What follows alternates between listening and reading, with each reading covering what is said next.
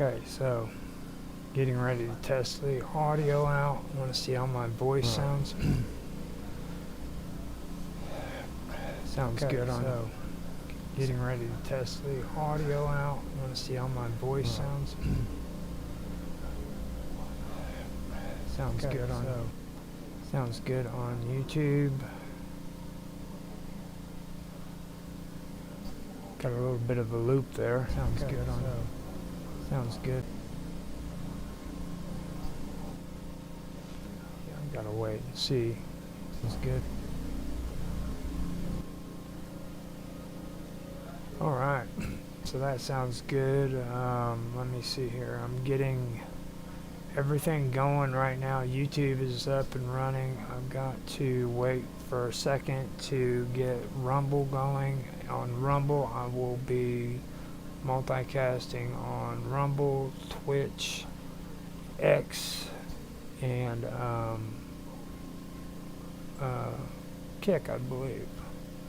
So I will get those channels all set up and ready.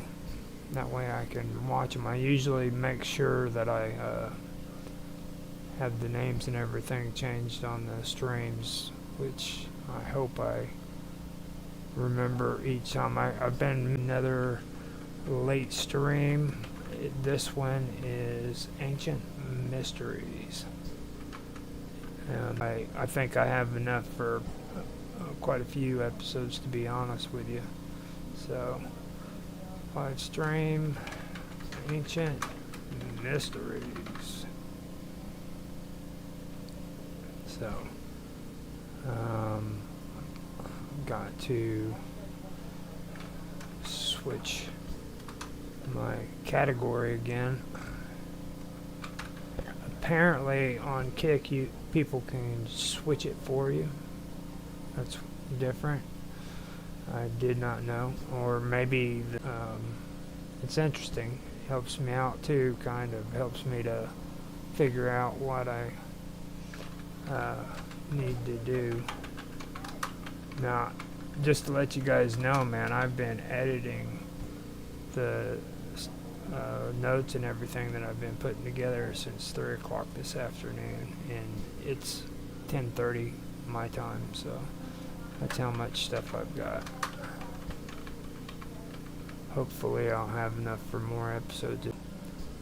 So that's just a little bit to let you guys know what's going on there. I've got that changed over. I hope that I don't have to change it over. I believe Rumble will post it as the name that I need on there. But it's always good to at least be on Pro to find out when it happens. That way I'll know. Now I have a background image that's still uploading on there, but I really do want to go live to get it going. So what I can do is tonight I'm going to be doing YouTube, Twitch, X, and Kick. So here we go. The reason why I'm saying that too is because I really do have to check my audio, make sure that it's going, that way, because I could wait for my background video to start, but that's not going to help me out. Okay, so Kick is up. I've got to check the audios, see what's going on there. I think I have to unmute myself on the mic. Where is Rumble? There we go. Let me see what it sounds like once I turn that. Okay, so the audio's good. Yeah, that's kind of crappy. Yeah, that's kind of crappy. Okay, it might be my head phones, so. Okay, it might be my head phones, so. Alright, so it sounds good. Got that up and going. Kick is sounding alright. Like I said, I am in Kick if you guys want to watch it on there. I'm also on X. And here in a minute, I will be going into Twitch as well. So, freaking not. I get a kick out of X, man. It gives me that little loading wheel on X Pro. So while it's doing that, I'll go ahead and check Twitch. Yeah, alright, so while it's doing that, I'll go ahead and check Twitch. Twitch sounds good. I gotta hit refresh. On X, it looks like. I don't know, maybe if I clean my cookies, that will do something for it, but like, okay, yeah, X is sounding good. Okay, we have everything. X is sounding, everything's up and going. It sounds pretty good. Let me double check with YouTube. Sounding good. Okay. Okay, now that one's coming straight off the OBS. That's not coming off of Rumble Studios. So I've got to make sure that that audio is right on my computer. So I'm going to turn that audio up a little bit. I have a sweet melodic voice that ladies love, but there's a downside to it. They can't hear my voice too loud. I have to turn it up.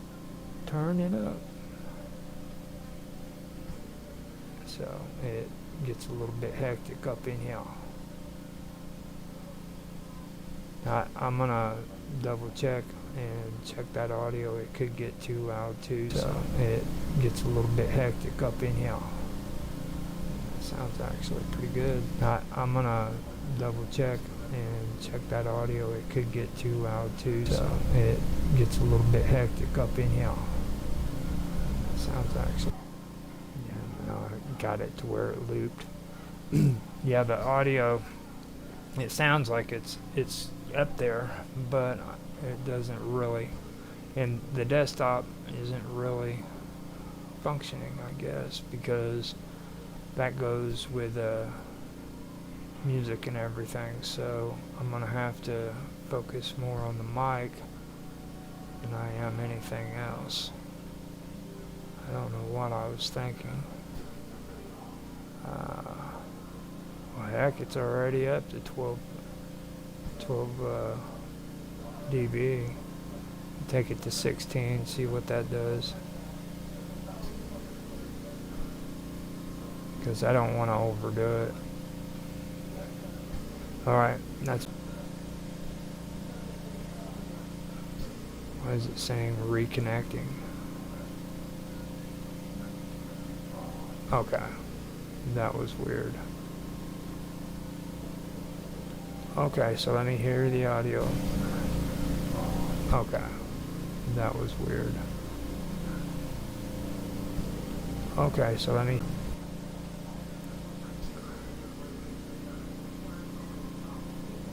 That was weird. Okay. Okay, so now I'm going to try something real quick. Oh, okay. The microphone was turned off and it still brought in things. Yesterday I was having issues with the microphone being muted on my computer and picking it up on Rumble. So it actually worked out. Now what I'm going to do, I'm going to step away, guys, and while I'm stepping, mute myself out. I'm going to go grab some coffee, smoke a cigarette, come back, and I'm going to get to the next episode of Strange. I'm okay with that. This actually kind of fits in with the late night, so if you guys are still around, you'll hear something good, I hope, and I'll be right back.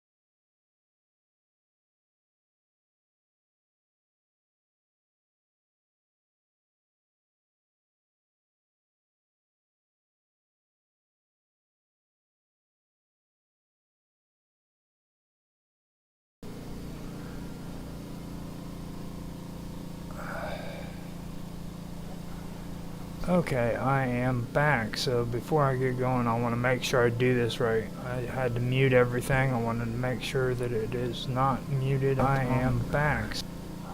Okay, sounds good on YouTube. Sounds good on YouTube. Sounds good on Kick.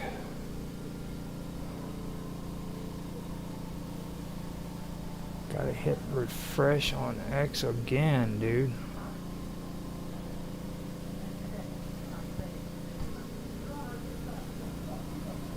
See what it sounds like on Kick.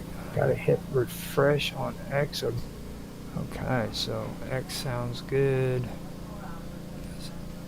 Let's see what Twitch sounds like. Okay, so X sounds good. Twitch sounds good. So now it is time to get to the show. And what I'll do is I'll do my countdown and we will get back to it. Now I keep getting these notifications that I have or messages that I have. Oh, yeah. Within the vacuum, liked some of my stuff. So does Joshua Huckle on X, as well as Isla, who is on X as well. And I believe she is on Twitch too, so she followed me on Twitch. So appreciate you guys' liking on my X profile. Thank you very much. Okay, so with that being said, let me go ahead. Took me a drink of coffee. I'm gonna do my countdown, hit record, and then start the show. So here we go. 3, 2, 1, now. Hello everybody, and welcome back to another episode of Ancient Mysteries. Today I am back. I'm going to continue where I left off. I believe I was talking about Chrysor in the last episode. Now this is where we start going deep. I mentioned a lot of stuff concerning ancient Greece, the Phoenicians, mostly about the Phoenicians and Greek.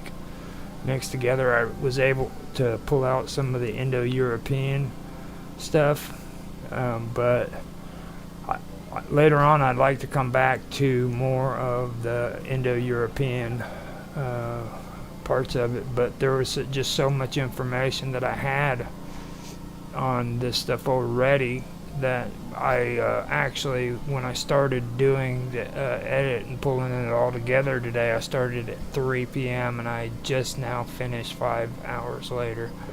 So I'm doing this late at night. It's 10:49. I started the stream right around 10:30. I had to jump off and get me some coffee, drink a cigarette, and use the bathroom so that I could come in here and do the episode. So I am back and I am ready to go. This is going to be a good one. I'll tell you that much. It's going to be a good one if you're into ancient history like I am. I'll just put it to you this way. So with that being said, I am going to I'm going to just get to this, to the reading. Now I'm going to tell everybody I am sorry ahead of time because I really, really tear these words up when I read them out loud. When I read them on paper silently, it's perfectly fine. But the moment I have to read them out loud, it becomes a totally different subject altogether. So that goes to show what I've been saying about the difference between writing and linguistics. Okay, what you say and what you read and write are two different things. Or, you know what I'm saying? When you speak it out loud, it's two different things. So here we go. Okay. Malicious, meaning kindly or mild, is an epithet for Zeus, reflecting a specific aspect of the Greek god that is both benevolent and chthonic, connected to the underworld. This title reveals Zeus in a role distinct from his familiar Olympian identity as the ruler of the sky and heavens. Instead, Zeus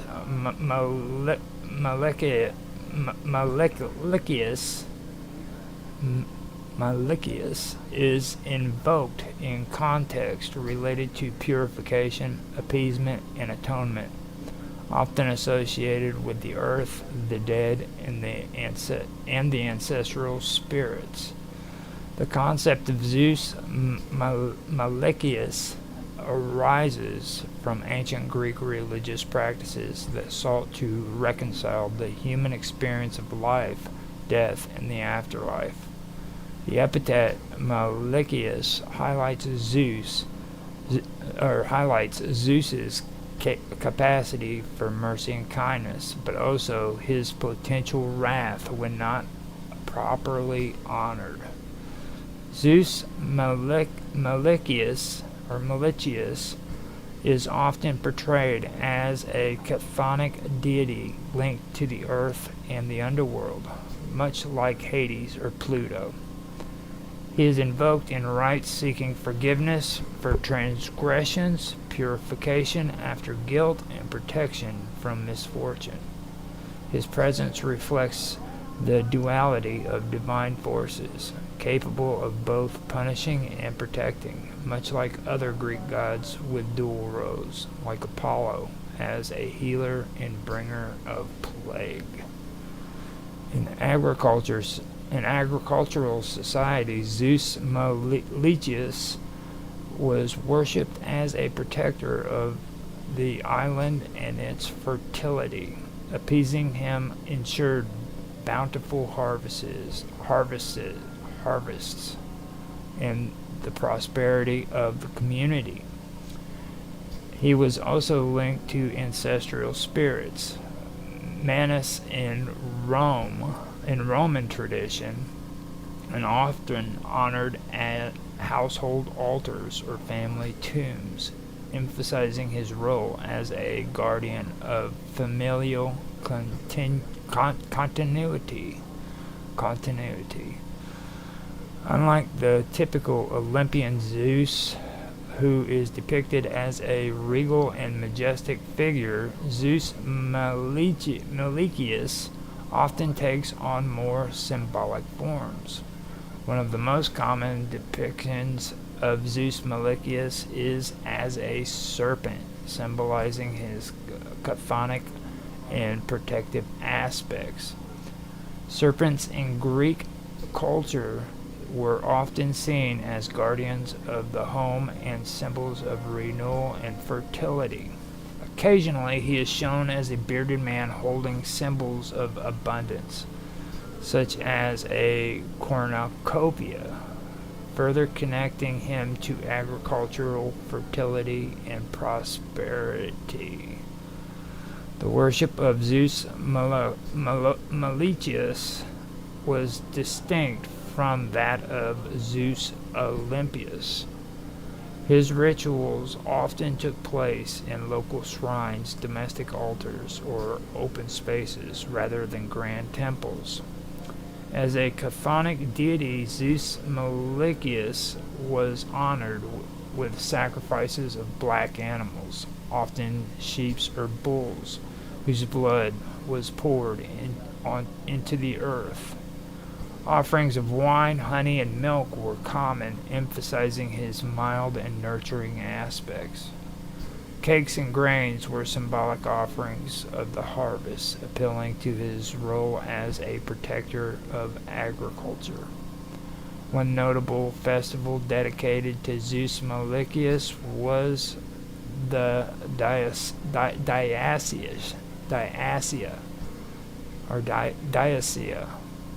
celebrated in Athens.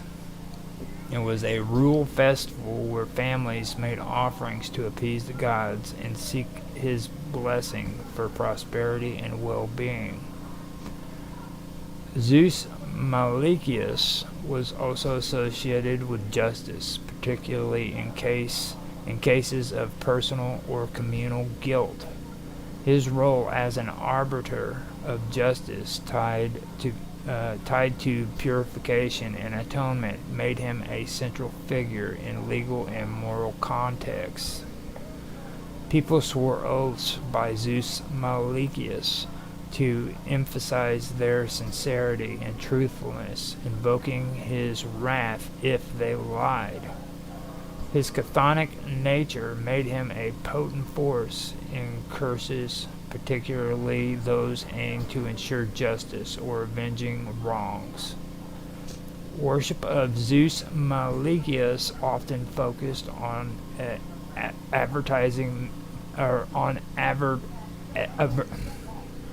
Worship of Zeus Malikius often focused on averting misfortune.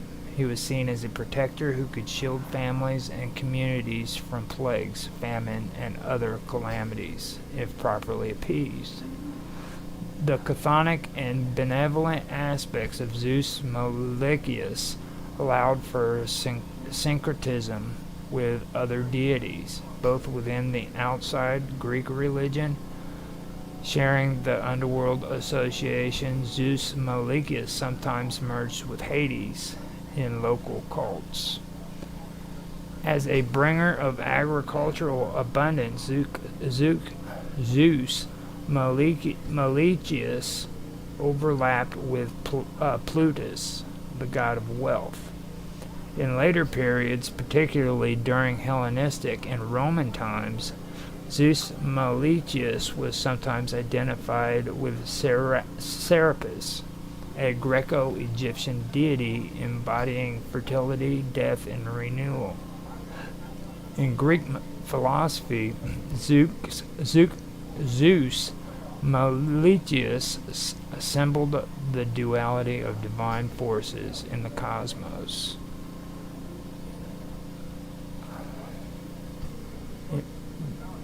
His capacity to both protect and punish reflected the balance of order and chaos in the universe. Zeus Malikius exemplified the necessity of divine mercy and the inevitability of divine justice. For philosophers like Plato and Aristotle, this duality was central to the understanding of God's relationship with humanity in the natural world. Though his worship was often localized, the legacy of Zeus Malikius endures as a representation of the nuanced relationship between humans and the divine. His dual nature reminds us of the balance between mercy and justice, abundance and scarcity, and life and death. This epithet of Zeus highlights the complexity of ancient Greek religion, where gods were not simply embodiments for singular traits, but dynamic figures reflecting the full spectrum of human and cosmic experience. Now, I've said it before, now, and it's always good to repeat this whenever I go over this stuff, because the synchronicity and all that, what they're talking, and things of that nature. So different gods and different deities are merged zones. So that's what they're talking about right there. So I was going to stop and point that out earlier, but I figured I would wait until I got past this part at a good point and say it before I do it. Now, after that, I want to go to the next part. The gynos atokton, which in Greek is earth-born race, refers to mythological beings or figures believed to have emerged directly from the earth itself, often embodying the spirits of craftsmen, inventions, or natural wisdom. Often embodying the spirit of craftsman, invention, or natural wisdom. In Greek mythology, the broader ancient traditions traditions, figures such as Teknites, the craftsman, and artificer, that's a tough word, are central to this theme, representing the primal and innate human capacity for creation and ingenuity. The term Teknites translates to craftsman or artisan and refers to a figure or archetype embodying the skill of ingenuity. Teknites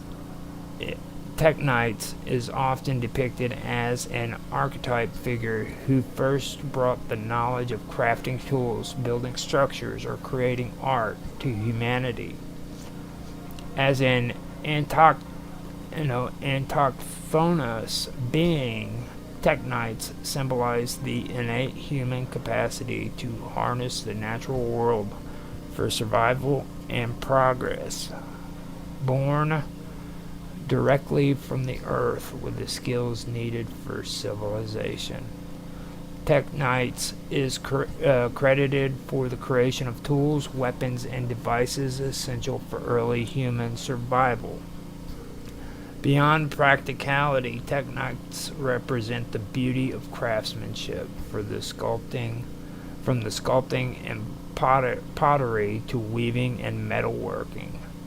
Teknites serve as a cultural hero, teaching humanity the techniques of craftsmanship and artistry, often associated with gods like Hephaestus or Athena in Greek mythology.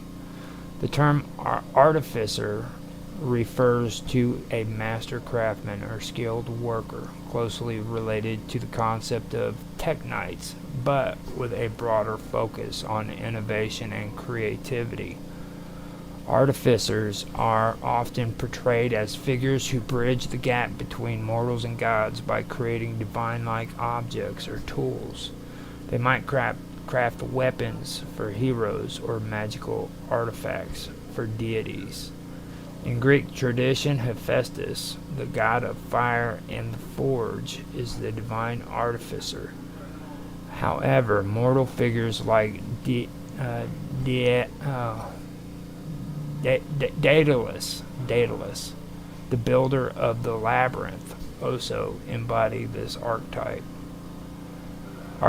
Artificers create objects that can be used for both good and ill, reflecting the ambivalent power of technology. Artificers symbolize humanity's ability to transform raw natural materials into tools, art, and structures. The genus Autochthon encompasses beings or figures believed to have originated directly from the earth without divine parentage or mortal lineage. They are tied to the land and its primal forces, often depicted as embodying raw and potential and innovation. The earthborn beings they possess an inherent connection to the natural world and its mysteries. Their skills are not learned but intrinsic, arising from their origin in the earth. Often tasks with the development of civilization or the protection of sacred spaces. Agrius and Halius, in some accounts, represent shepherding and fishing, symbolizing humanity's first forays into managing and utilizing natural resources. Teknites and artificers, as creators and builders, bring forth the tools and techniques necessary for civilization. In Greek, autochthony, Autochthony,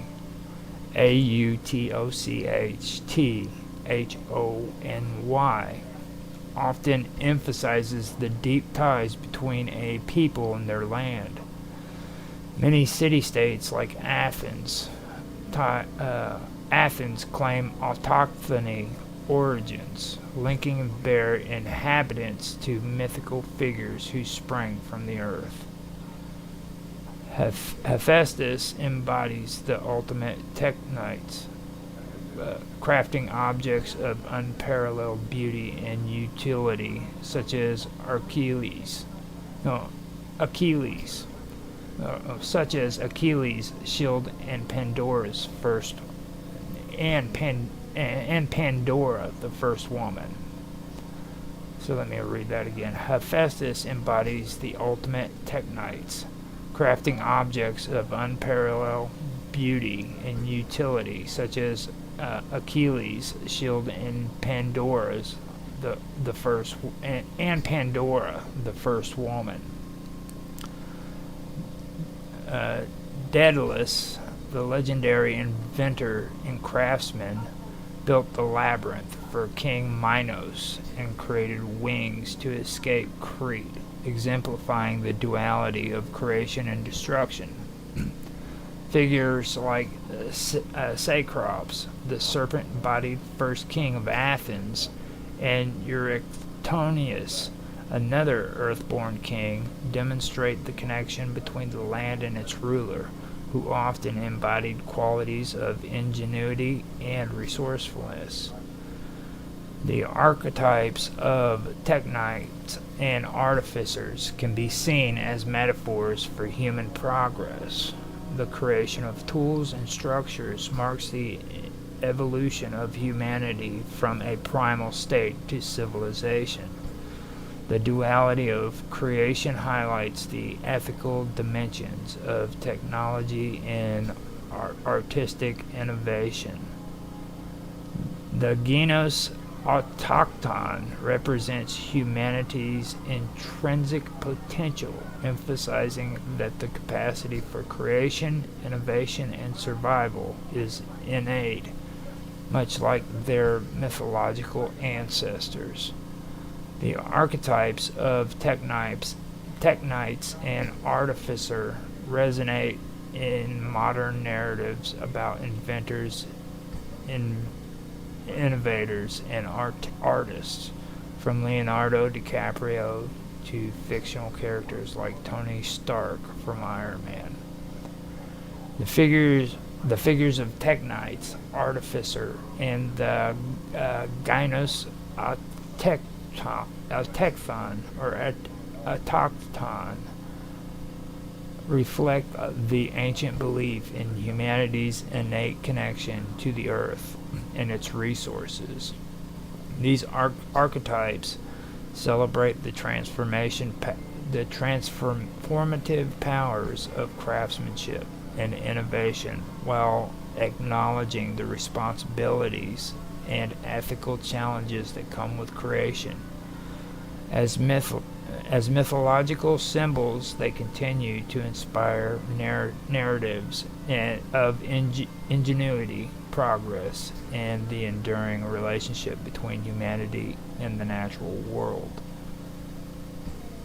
Agros, Aguros, and Agrotus are figures with deep mythological, agricultural, and possibly symbolic roots, often associated with early human connections to the land, farming, and pastoral life. Their origins are linked to ancient cultures, where these figures represent the cultivation of the earth, seasonal cycles, and the nurturing relationship between humanity and nature. The name Agros derives from the Proto-Indo-European root H2 which fields or open spaces. This term evolved into the Greek word agros or agros, meaning field or farm. In Greek culture, agros symbolizes the fertile land and the life-sustaining relationship between humans and the earth. Agros may have been personified as a deity or spirit associated with the cultivation of crops and the cycles of planting and harvest. In ancient Greek and Roman mythology, the field itself was sacred, often tied to gods like Demeter, goddess of agriculture, and Triptolemus, her emissary who taught humanity farming. The concept of agros emphasizes humanity's dependence on agriculture for survival and prosperity. Fields were viewed as not just economic resources, but also sacred spaces tied to divine favor and cosmic harmony. The name agraros and agrotis appear in some traditions as mythological figures or symbolic representations of agricultural life. Agraros may derive from the same root as agros, with a focus on the active process of working the land. The name suggests a connection to the physical act of farming and tending fields. In some accounts, Agraros is described as a culture hero, someone who brought knowledge of farming, plowing, or irrigation to early human communities. Agrotis translates to farmer or peasant and is a more direct representative of agricultural workers. In mythological contexts, Agrotis is sometimes personified as a rustic deity or a symbol of the humble yet vital role of farmers in sustaining civilization. Agrotis is occasionally linked to fertility rites, seasonal festivals, or agricultural ceremonies that honor the earth's bounty. As a figure, Agrotis may represent the idolized pastoral life, emphasizing simplicity, hard work, and harmony with nature. Agrotis and agraros are associated with rustic and agrarian traditions. Agrotis is depicted as one of the Kabiri, a group of ancient deities or spirits connected to fertility, agriculture, and the mysteries of the earth. These figures are often tied to the worship of El, the chief deity of the Phoenician pantheon, and represent foundational aspects of human civilization. Both names are associated with early human advancement, such as the domestication of plants and animals, the establishment of farming practices, and the veneration of the earth as a sacred source of life. They symbolize the transition from nomadic lifestyle to settled agricultural societies, a critical step in human history. These figures embody the vital role of agriculture in human development, serving as symbols of sustenance, stability, and growth. Their stories highlight the sacred relationship between humanity and the earth, emphasizing respect for nature's cycles and the need for balance. Agraros and agrotis often appear in contexts that blend the practical and the spiritual, representing both the hard work of farming and the divine blessing required for a successful harvest. They are linked to fertility rituals, offerings of agricultural deities, and festivals celebrating the harvest. These figures remind us of the balance between labor and reward, effort and sustenance, reflecting the broader themes of harmony in ancient mythologies. Many modern harvest festivals trace their roots to ancient rituals honoring figures like Agrotis. These names echo through myths that emphasize the sacred nature of the earth and the interconnectedness of life. As archetypes, these figures remind us of the fundamental importance of agriculture in shaping human history and culture. Amanus and Magus are figures that appear in fragments of ancient tradition, often tied to mythological, cultural, and possibly allegorical narratives. While their specific details are not universally agreed upon due to the fragmented nature of their mentions, they have associations that reflect the values and beliefs of ancient civilizations. The name Amanus derives from the Greek root amen, meaning to defend or to ward off. It is connected to the idea of protection, defense, or resistance. In ancient Greek, the word Amanus could be associated with guardianship, a defender of a city, or even a deity invoked for protection. Amanus may have been a minor protective deity or hero in ancient Greek mythology, associated with safeguarding people or places from harm. He could symbolize the act of resistance against chaos, aligning him with other figures who embody order and defense in mythological contexts. Amanus might have been venerated in a local cult or tradition, particularly in contexts emphasizing the protection of the polis, the city-state, or individuals from external threats. Protective rituals, offerings, or dedications may have been made in his name, reflecting a desire for safety and stability. The term magus, plural magi, has its origins in the Old Persian word magus, which refers to a member of the priesthood class within the Zoroastrian tradition. In the Greek context, magus came to denote a wise man, astrologer, or magician, often with connotations of mystical and esoteric knowledge. The Magi were priests in ancient Persia responsible for performing religious rites, interpreting omens, and serving as advisors to rulers.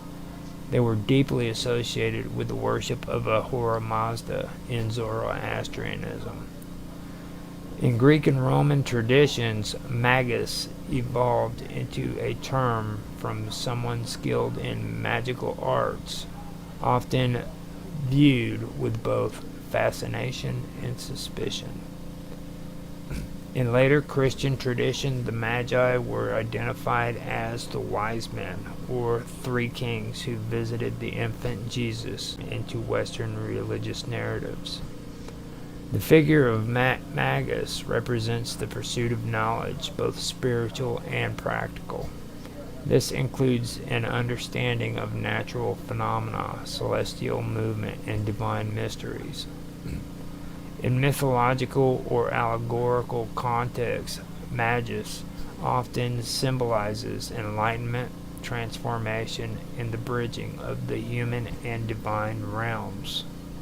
While Amanus and Magus may seem to represent distinct concepts, defense and wise, they can be linked through their symbolic roles. Amanus, as a defender, could represent the protection of knowledge, traditions, or sacred spaces, while Magus embodies the wisdom needed to guide and sustain those traditions. Ancient leaders often needed to be both protectors, like Amanus, and wise counselors, like Magus, suggesting these figures might represent complementary qualities of ideal rulership or heroism. Both figures could be invoked by rituals, Amunis for physical or spiritual protection, and Magus for insight, divination, or connection to the divine. Amunis could have been a local or lesser known deity, hero, or guardian figure invoked for protection against invaders, disasters, or malevolent forces. Magus, as a title or archetype, reflects the ancient fascination with wisdom, astrology, and the metaphysical. His presence in stories or rituals emphasizes the importance of understanding the cosmos and humanity's place within it. Although largely obscure, Amunis's name survives as a symbol of defense and resilience. It aligns with broader themes of mythology where heroes or deities protect the vulnerable. The concept of the Magus has endured through history, influencing depictions of wise men, sorcerers, and astrologers in literature, religion, and popular culture. The term remains evocative of mysticism and the pursuit of knowledge. Amunis and Magus, while distinct in their origins and roles, reflect universal themes of mythology, the need for protection, and the quest for wisdom. Amunis embodies resilience and guardianship, while Magus represents the transformative power of knowledge and insight. Together they symbolize complementary forces that safeguard and enlighten humanity, making their stories and roles enduringly relevant.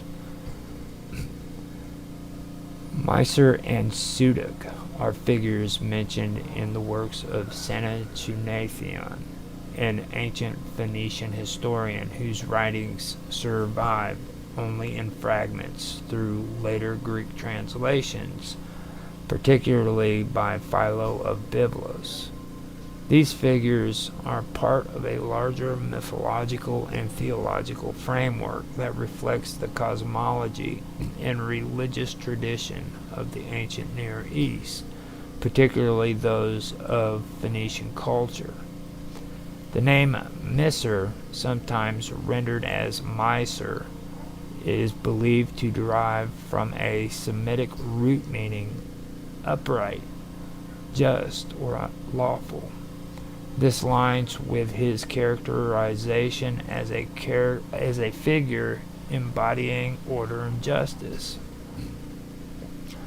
Mysore is depicted as the progenitor or symbol of justice and order in the cosmological system described by Sanchuniathon.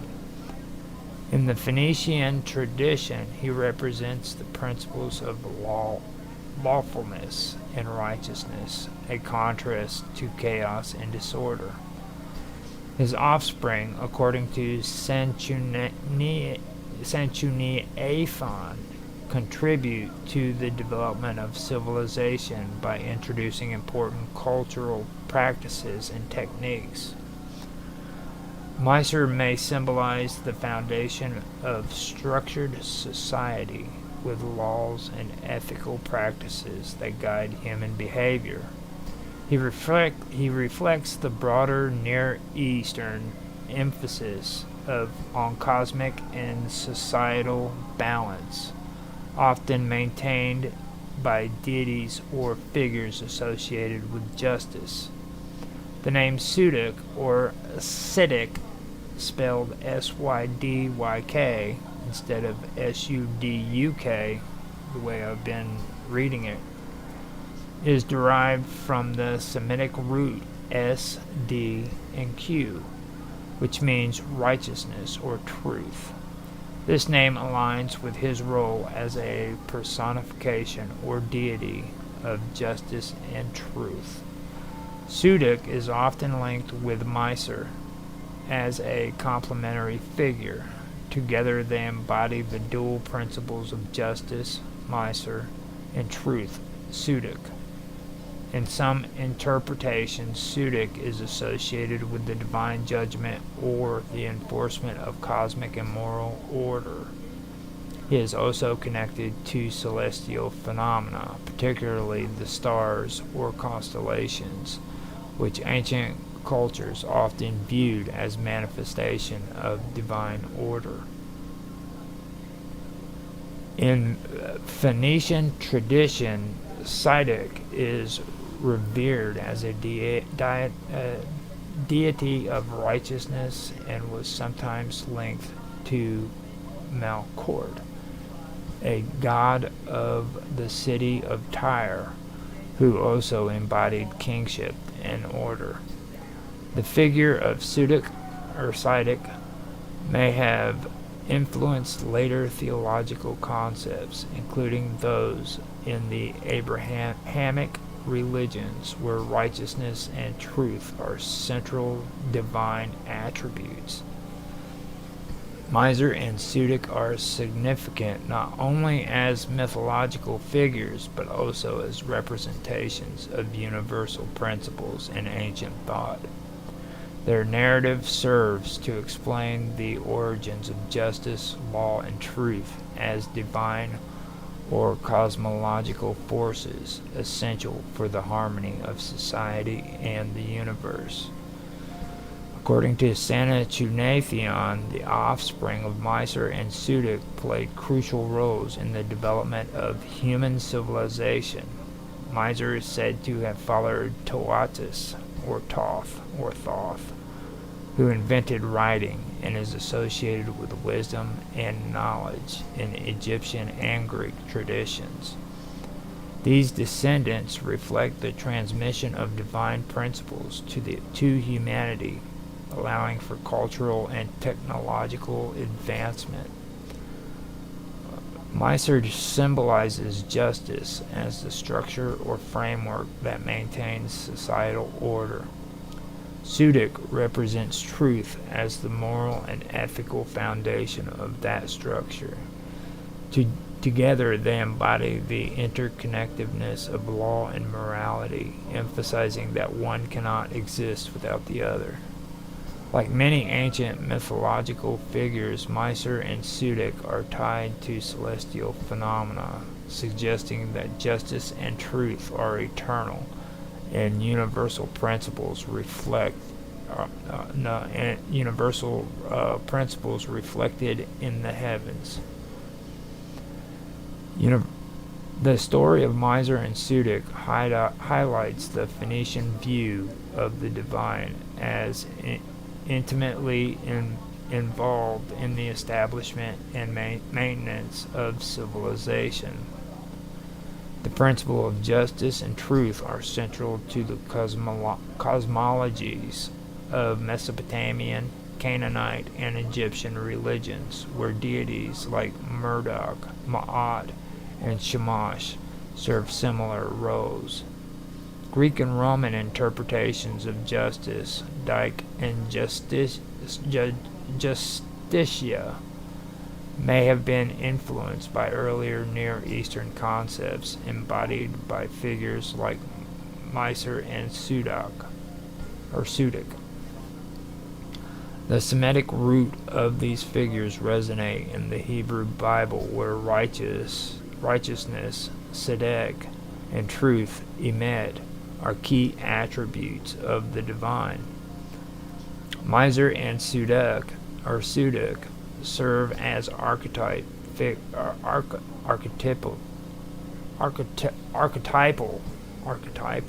switched it up on me, didn't they?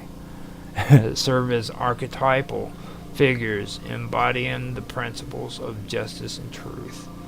Their narrative underscores the importance of these values in ancient Phoenician thought and their role in shaping human civilization. By linking these principles to divine origins, the Phoenicians affirmed their universality and eternal relevance, a legacy that continues to influence religious and philosophical traditions today. In Phoenician theology, as preserved through the works of Saint Ignatian, Tuatis, sometimes rendered as Tuatos or Thoth or Toth in later interpretations, or Toth, is a significant figure credited with introducing foundational elements of civilization. He is portrayed as a divine or semi-divine figure who contributes to humanity's advancements by imparting knowledge and culture.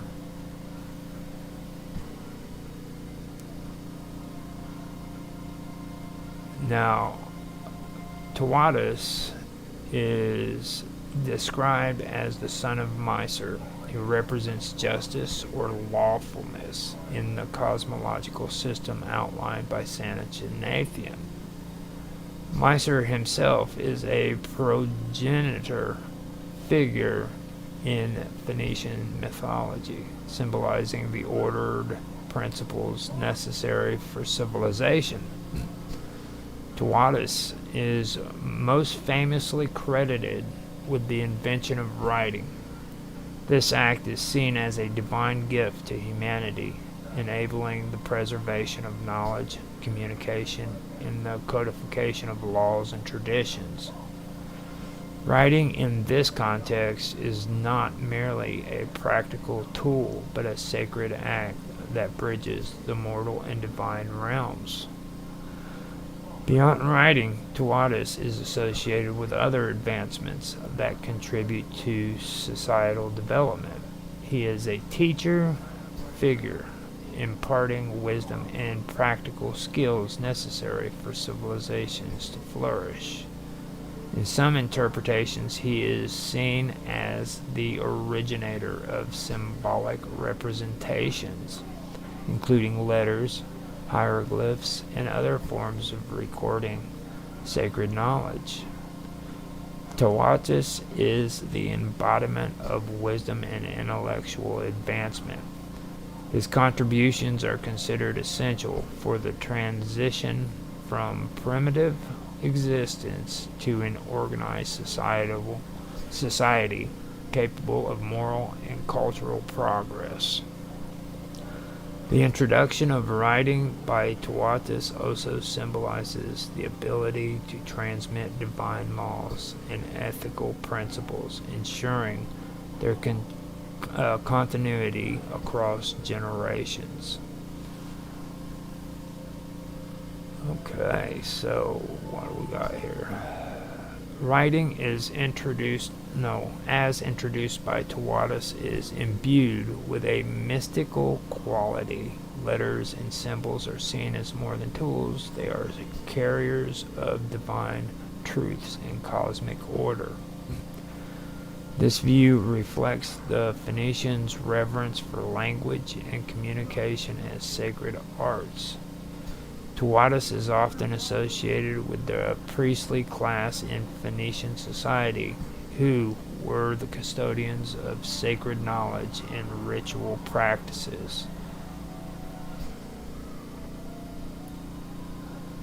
Okay.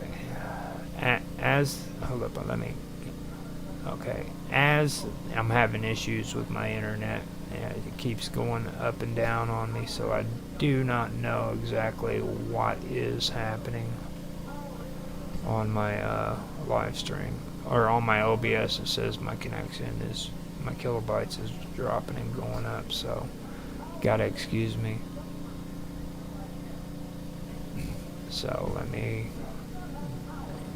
Okay, now while I'm taking a break, I can see your comments, Sonia. And thank you for the comment, I appreciate it. Okay, now hopefully this is going good. Okay, so Tawatis is often associated with the priestly class in Phoenician society who were the custodians of sacred knowledge and ritual practice and enabled priests to record and transmit religious rites, prayers, and cosmological teachings. In Phoenician theology, Tawatis' role in introducing writing ties him to the concept of cosmic order. Writing allows humanity to align itself with divine principle and maintain harmony within the universe. The Phoenicians, known for their seafaring and trade, were also pioneers in the development of the alphabet. Tawatis' mythological role as the inventor of writing underscores the importance of literacy and communication in Phoenician culture. The Phoenician alphabet, derived from earlier forms of writing, became a fundamental script that influenced many subsequent writing systems, including Greek and Latin.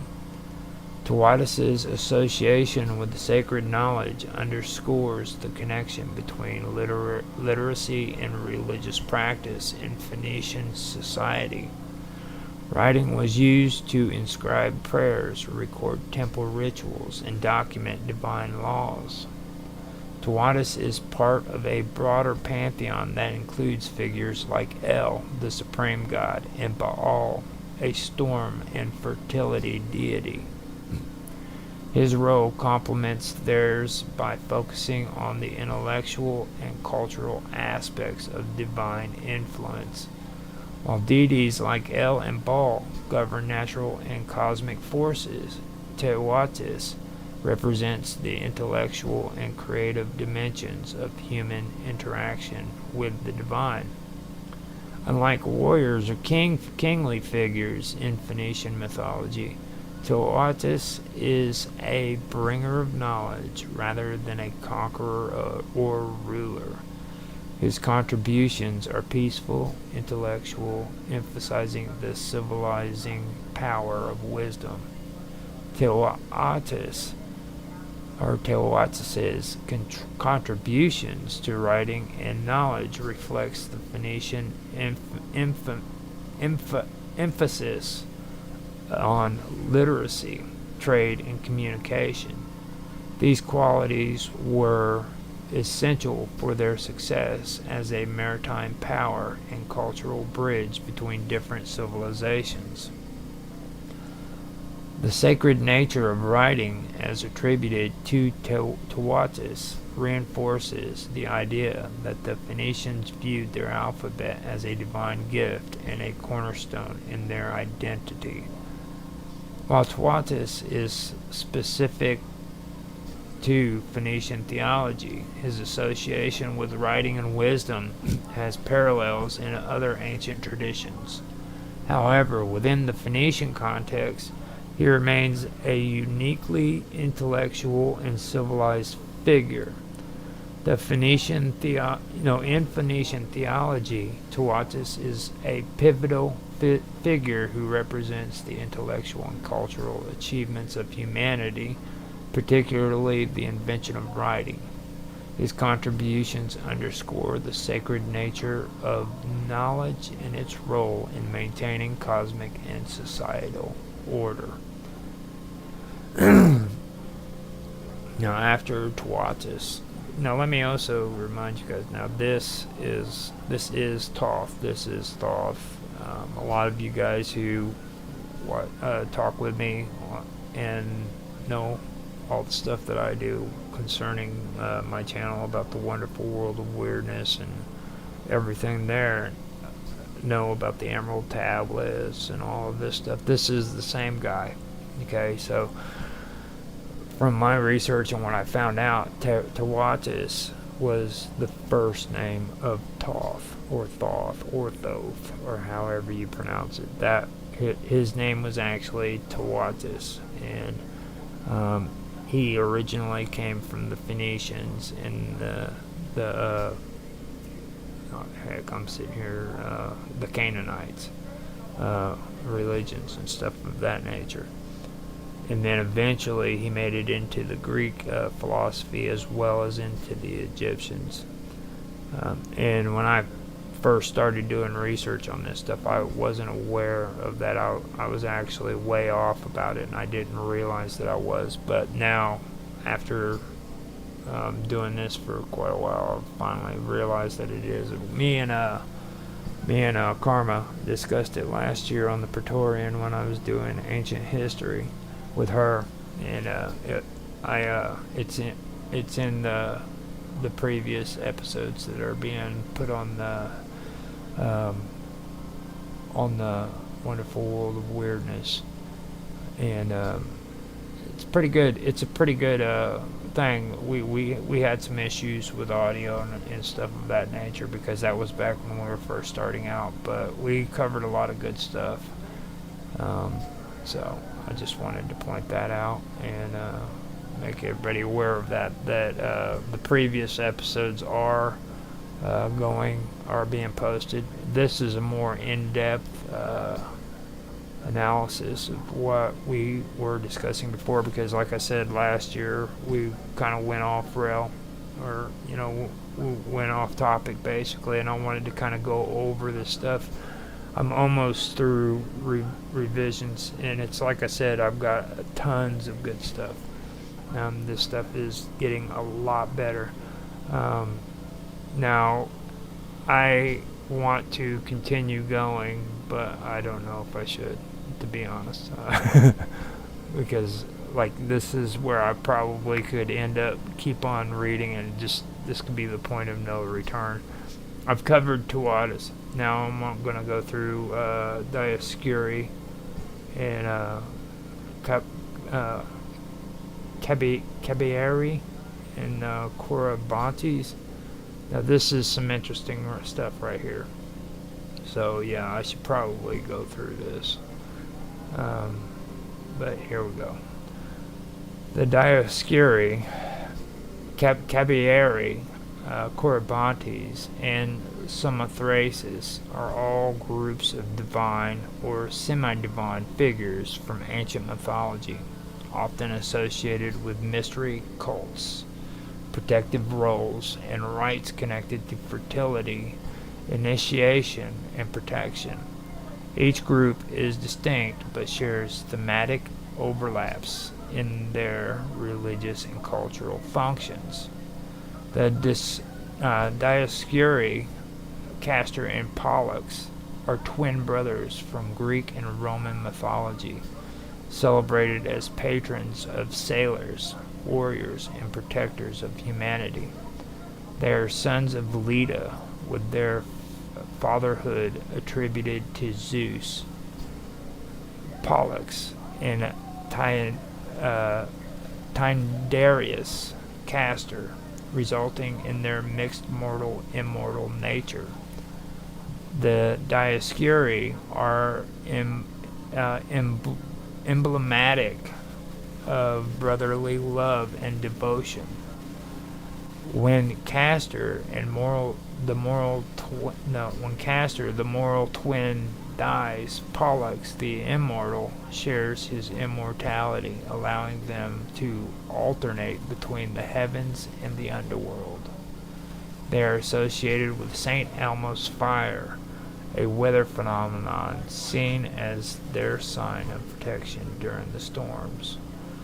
Worshipped as protectors in battle, they were venerated by Spartan and Roman soldiers.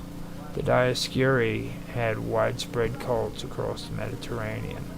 Their temples, such as the Temple of Castor and Pollux in Rome, serve as places of worship and symbols of unity. Caballari or Cabaroi are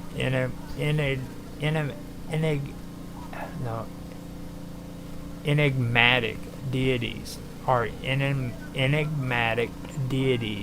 or spirits associated with the islands of Samothrace,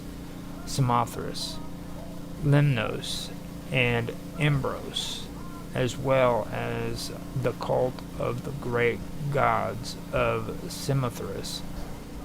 They are often linked with the mystery religions of the Aegean and Asia Minor.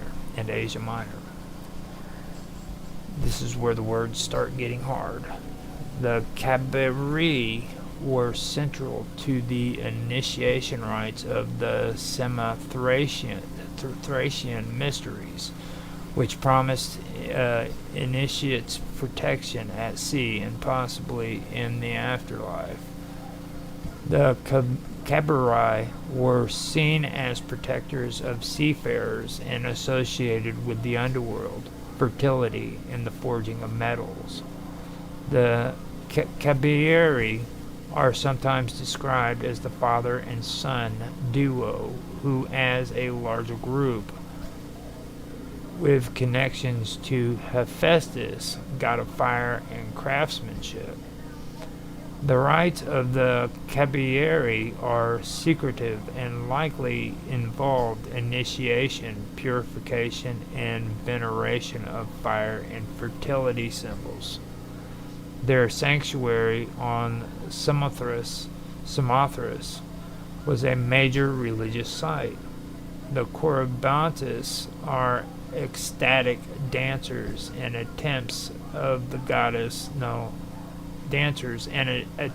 of the goddess Cybele. Magna Marta and her consort Attis. The Corybantes are ecstatic dancers and attendants of the goddess Cybele, which is Magna Marta, or Mater, and her consort Attis. They are often portrayed as wild and frenzied celebrants, known for their rhythmic dances and clashing cymbals.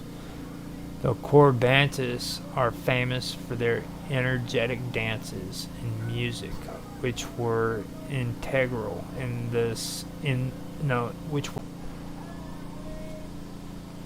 in some myths, they protect the infant Zeus from his father Kronos by drowning out his cries with their clamor. Their rituals are linked to the renewal of life, often involving themes of death and rebirth, mirroring the story of Attis. The Corybantes played a role in the dissemination of the Cybele cult throughout the Mediterranean. Their rituals, though wild, had a structured purpose, serving as a form of catharsis and spiritual renewal for participants. The Samothraces, or the great gods, were worshipped on the island of Samothrace, particularly at the sanctuary of the great gods, one of the most important religious centers of the ancient world. The exact identities of the deities remain mysterious, but they were closely associated with protection, especially for sailors.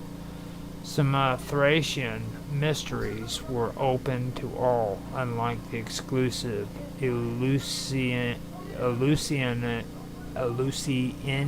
mysteries, and promised initiate safety at sea and possibly in the afterlife. The gods of Samothrace were connected to both the underworld and the sea, reflecting their dual role as protectors and guarantors of safe passage. The mythology of the great gods often include themes of sacred marriage, symbolizing cosmic harmony and fertility. Initiates underwent purification rituals and received secret teachings. The exact nature of these teachings remain unknown due to the secrecy surrounding the mysteries. The Corybantes' wild dances and music resembled the ritualistic ecstasy associated with the Cabiri and the Samothracian mysteries. The Dioscuri Sabieri and Samothracian deities all served as protectors, particularly for sailors and those in peril. Themes of fertility, life, death, and rebirth are common among these groups, reflecting the agricultural and seasonal cycles central to the ancient religious thought. The Sabieri and the Samothracian great gods are both central figures in mystery religions, emphasizing initiation, purification, and esoteric knowledge. The Dioscuri, Saberii, that's hard to, Cabieri, that's hard to spell or pronounce, Cabeiri, the Corybantes, and Samothracian great gods are deeply intertwined with ancient Mediterranean religious traditions. They reflect humanity's need for protection, renewal, and understanding of the divine. Each group serves distinct but overlapping roles in fostering community spiritual growth and the promise of safety and renewal in both life and death. Their myths and rituals provide insight into the complexity of richness of ancient religious practices. The Dioscuri, Cabieri, the Corybantes, and Samothraces represent distinct yet interconnected mythological figures and cult groups in ancient Mediterranean and Near Eastern traditions. They share themes of protection, fertility, initiation, and cosmic harmony, but each group has unique characteristics and cultural significance. The Dioscuri, Castor, and Pollux, Polydeuces, in other words, are twin brothers from Greek and Roman mythology. They are the sons of Leda and either Zeus, who is Pollux, or Tyndareus, who is Castor, resulting in one being immortal, which is Pollux, and the other mortal, which is Castor. They symbolize loyalty and mutual sacrifice. Pollux shares his immortality with Castor, allowing them to alternate between Olympus and the underworld. Associated with sailors, they are invoked for safe passages at sea, or passage at sea and in battles. They are represented as the constellation Gemini. The Dioscuri were worshipped in temples, particularly in Sparta and Rome. Their festivals often involve equestrian contests, emphasizing their martial and protective roles. The Sabieres, or Cabaroi, are enigmatic deities or spirits worshipped primarily on the island of Samothrace, Lemnos, and Imbros. They are often associated with metallurgy, fertility, and mystery cults. Central to the Samothracian, there we go, I finally got it back, Samothracian mysteries, their worship involved secretive rites, promising protection at sea and spiritual enlightenment. They are linked to Hephaestus, the god of fire and craftsmanship, and represents chthonic, which is underworld powers. Chthonic powers. They are protectors of the land's fertility and human reproduction. The Sabraries cult, or Cabaris cult, were widespread but centered in sanctuaries like the one in Samothrace. Their rituals included initiation, purification, and possibly the use of fire in symbolic acts. The Corybantes are ecstatic dancers and attendants of the Phrygian goddess Cybele, which is Magna Mater. They are often confused with similar groups like the Sorites and Dactyls, known for their frenzied dances, clashing cymbals, and wild music, which were thought to induce states of divine passion.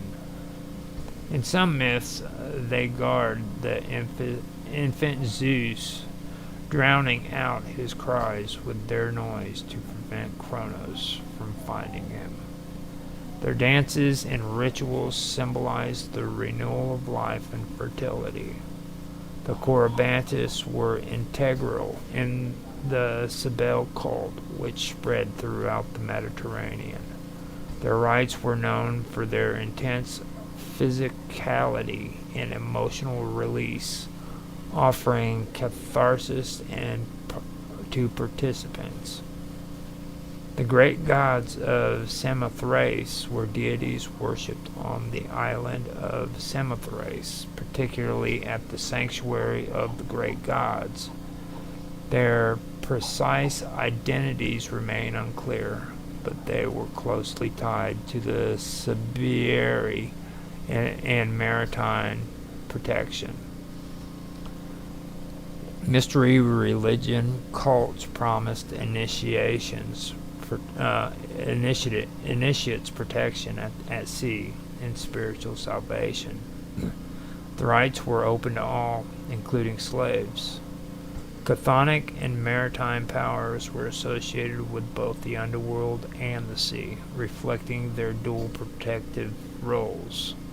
Some myths describe a sacred union among the gods, symbolizing cosmic harmony and fertility. The Samothracian mysteries were a significant religious movement in antiquity, attracting pilgrims from across the Mediterranean. The sanctuary was a center for initiation involving purification rituals and secret teachings. So the Dioscuri safeguard sailors and warriors. The Cabareri and the Samothracian gods protect seafarers and initiates. The Corybantes, as guardians of Zeus, protect divine order.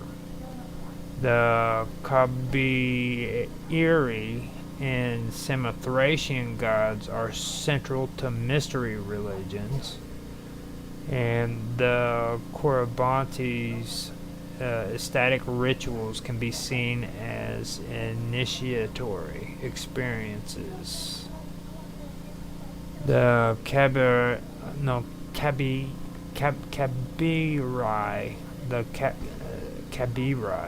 and Samothracian gods are linked to the underworld and fertility.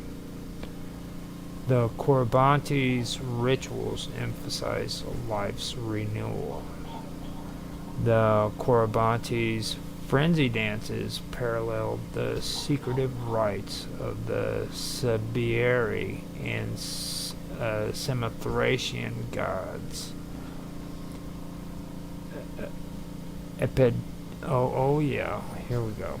Now this is probably where I should probably stop, because I want to do this later on. It's Epigeus and Audarchthon. Now this is some good stuff. This is like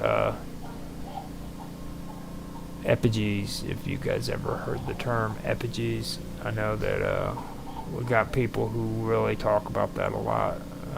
Jaffe's one of them who likes to talk about root words and what they symbolize and things of that nature. And this is actually the part where we start getting into a lot more of that. We've covered some of it, and I wanted to get through the basics and start covering like the parts in here that are root words, where a lot of these deities come from, and the nature, fertility. If you notice, they were talking a lot about fertility rites, things of that nature, and agriculture. I wanted to get into the agriculture part of it because a lot of people in today's world forget the basics, like the fact that the calendar in the first place was set up according to the harvest and according to agriculture and bringing in a good crop and being able to plant seeds at the right time of the year, things of that nature. That's where it all started, so it's good that I got through that. I was able to get into more of the Indo-European. I think I only had one, but I do want to go back over it and kind of go over and pull out some of the words that are related to Indo-European languages.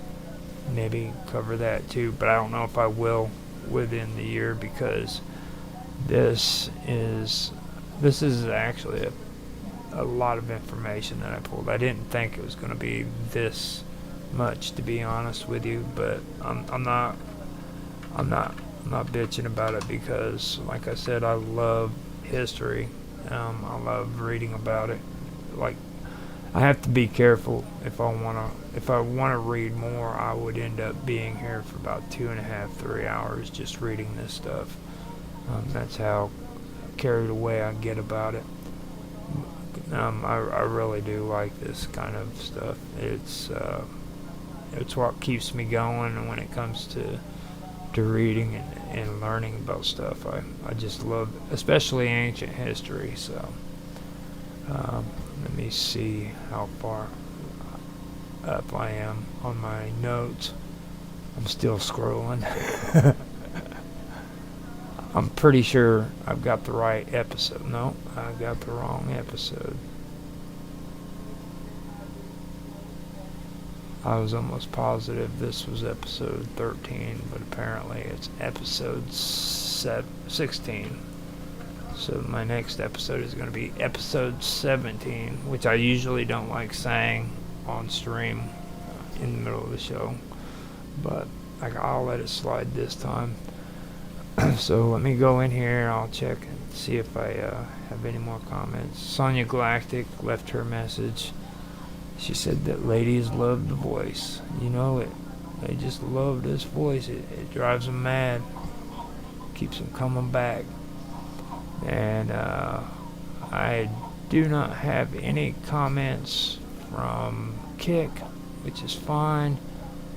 I have 7 views off of X. Thank you guys for watching on X. Twitch, I have 1 viewer. And I do appreciate everybody who have followed me on Twitch too. I appreciate that a lot. So I've been trying to get people on there to at least, I'm supposed to have like this thing where 3 or 5 3 people are supposed to get on there and chat together some ridiculous tasks they want you to do, and that seems to be like the hardest thing you can do on that channel, is get 3 people into the actual chat to talk. At least that's my experience. So we have 6 people who are concurrent viewers on YouTube. Sonia has given a comment. Thank you, Sonia. And we have 112 views. I appreciate the views on there, guys. I hope you guys did enjoy this. If you did, do me a favor, man.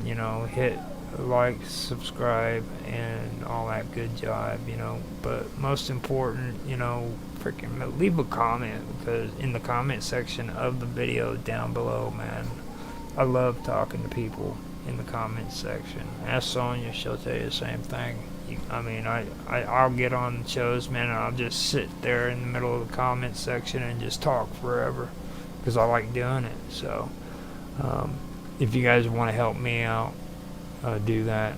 Also on Rumble, click the link, man, and watch it. You know what I mean? Because that's actually the only place where people who are content creators can start straight out and start earning.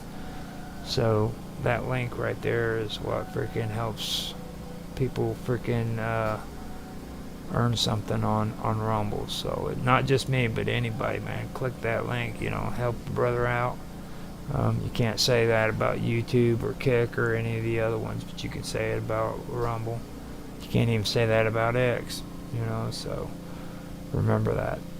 And with that, I am going to shut up, and I'm going to end this stream, because I have hit an hour and 18 minutes, which means that I have done what I'm supposed, an hour and 18 minutes of recording. So I've done what I'm supposed to do. So I've got an hour and 42 minutes of live stream according to my OBS, and according to Rumble, I have been streaming for an hour and 38 minutes. So I am going to end this, and I am going to check to see if everything came out great. I do want to mention that this is my second time using Rumble Studios. It's kind of interesting. I'm not going to say it's great. I'm not going to say it's bad, but it's interesting. I'm gonna keep using it and see how it works out. So, and believe it or not, after the show, my background video for Ancient Mysteries is finally finished uploading on there. I can go ahead and put that on there and let you guys look at it maybe, but first I gotta put the name on it and then save it. Ancient Mysteries. Yeah. And then have the video loop and save the library, and then create the video. So let me switch this over, and that's what it looks like right there. So we have liftoff. That is my background video for Ancient Mysteries. So the only bad part about it is nobody on YouTube gets to see it, guys. I apologize about that, but you guys have a better one, in my opinion. I made that slideshow on my own, so that's my creation. I did that and I love it. Well, they're both my creations, but that one is one that I really like the most. It's my slideshow, which I have that on both of them, but it's good. With that, I am going to end the show, and thank you guys for watching.